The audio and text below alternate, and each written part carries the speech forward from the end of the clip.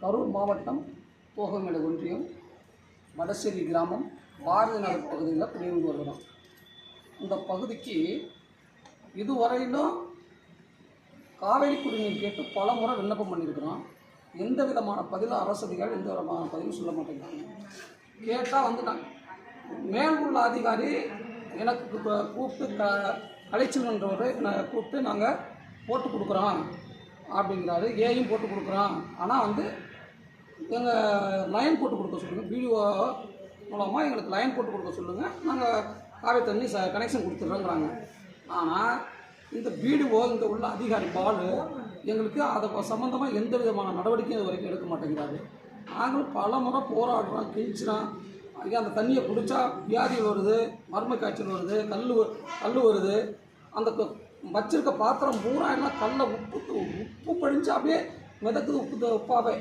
அதைத்தான் இப்போ நான் குடிச்சிட்ருக்குறோம். அந்த தண்ணியை கூப்பிட்டு இங்கே பாருங்கன்னு கூப்பிட்டு நான் காட்டினாலும் நாங்களே இந்த தண்ணி தான் குடிக்கிறோன்னு சொல்லி பதில் சொல்லிகிட்டு இருக்கிறாரு.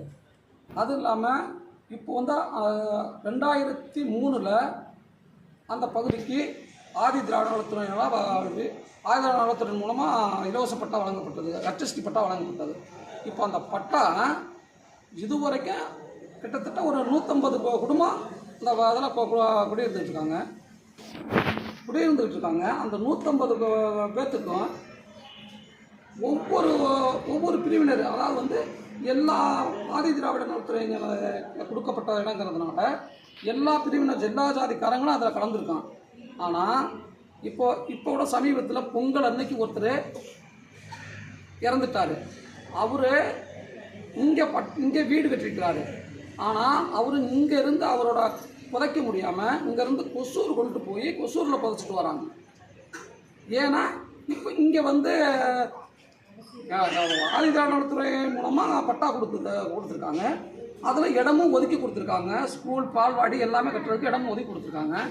அதையெல்லாம் அதுக்கு முன்னாடி உள்ள தாசில்தாருங்க எல்லாம் பட்டா போட்டு கொடுத்துட்டு இப்போ சுத்தமாக அவங்க எல்லாமே ஆக்கிரமம் பண்ணிட்டாங்க. எல்லாமே வீடு போட்டாங்க. சரி, அது கூட பரவாயில்ல, சரி மக்கள் குடியிருக்கிறதுக்காக பண்ணிட்டாங்க. ஆனால் எங்களுக்கு ஒரு பொது மயான கார்டு வேண்டி தான் நாங்கள் இப்போ பல முறை மனு வச்சுட்ருக்கோம். கலெக்டர் ஐயாட்ட போய் பல தடவை மனு கொடுத்துட்ருக்கோம். கலெக்டர் தாசில்தார் அம்மாவுக்கு சொல்கிறாங்க, தாசில்தார் அம்மா ஆதி திராவிட நலத்துறைக்கு பண்ணுறாங்க.